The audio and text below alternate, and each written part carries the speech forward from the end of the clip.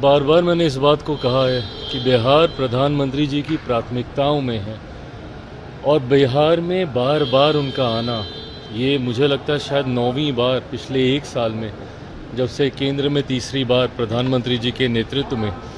NDA की सरकार बनी है, 9वीं बार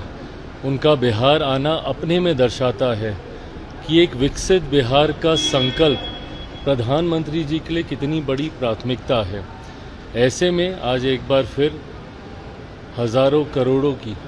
सौगात बिहारियों को वो समर्पित करके जाएंगे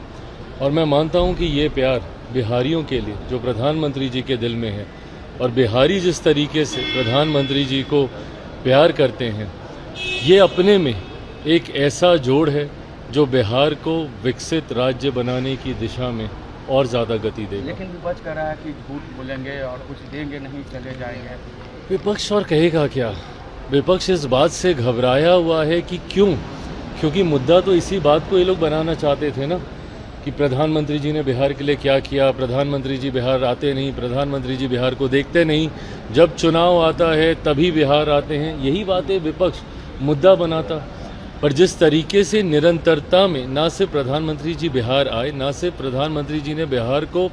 लाखों करोड़ों की सौगात अभी तक देने का उन्होंने काम किया, बल्कि जो योजनाओं का उन्होंने शिलान्यास किया, जिन योजनाओं को, उसका शुभारंभ भी उन्हीं के हाथों हुआ है और आगे भी कई ऐसी योजनाओं की शुरुआत प्रधानमंत्री जी के द्वारा की जाएगी। तो विपक्ष के पास अब मुद्दा बचा नहीं, तो सिर्फ यही बोलेंगे कि भाई आएंगे, झूठ बोलेंगे, क्योंकि अब कोई ऐसी बात विपक्ष के हाथ में अब है नहीं जिसको वो आधार बनाकर केंद्र सरकार या प्रधानमंत्री जी या हम लोग की डबल इंजन की सरकार के ऊपर वो किसी भी तरीके का प्रहार कर सकें। राजद ने ट्वीट किया है और कहा है कि पिंडदान करने आ रहे हैं नीतीश कुमार जी का और राजनीतिक। गलत बात है ना, किस तरीके की शब्दावली है ये? इस तरीके से भाई बार बार मैंने कहा है कि आप कीजिए ना, नीतियों के ऊपर आप सवाल उठाइए, एसआईआर को लेकर आपने मुद्दा बनाया हुआ है, बनाइए, इन सारी बातों को आप बोलिए जो आपको लगती हैं कि भाई नीतिगत तरीके से गलत फैसले हैं। पर इस तरीके से कहना, पिंडदान, मुख्यमंत्री जी के बारे में इस तरीके के अपशब्दों का उपयोग करना, ये कतई उचित नहीं है, इसकी मैं निंदा करता हूँ। तेजस्वी यादव कह रहे हैं कि राहुल गांधी को पीएम बनाएंगे, जिस तरीके से जो जन समर्थन मिल रहा है। आज किस तरीके से राजद कांग्रेस के पीछे कुछ लग्गू की तरह लगी हुई है, किस तरीके से राहुल गांधी जी को ये लोग पूरे प्रदेश में घुमा रहे हैं, ये अपने में दर्शाता है ना कि भैया राजद की ताकत कितनी ज़्यादा घट चुकी है कि एक ऐसा दल जिसके लिए कहा जाता था कि शायद बिहार में अब कुछ बचा नहीं है, उस दल को साथ में लेकर इन लोगों को घूमना पड़ रहा है। तो ऐसे में ये बात स्पष्ट है कि राजद पूरी तरीके से अपना जनाधार खो चुकी है और अब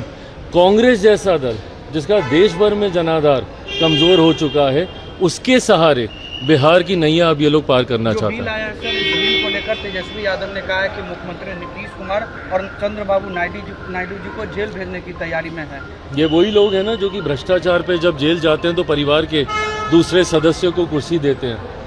ऐसे में जब पारदर्शिता की बात आएगी, जब भ्रष्टाचार और भ्रष्टाचारियों पे कार्रवाई की बात आएगी, तो कांग्रेस, राजद जैसे दलों को सबसे ज़्यादा परेशानी होगी। क्योंकि इनका आधार ही भ्रष्टाचार रहा है। कांग्रेस का शासनकाल देख लीजिए, उसमें हुए घोटाले देख लीजिए, और राजद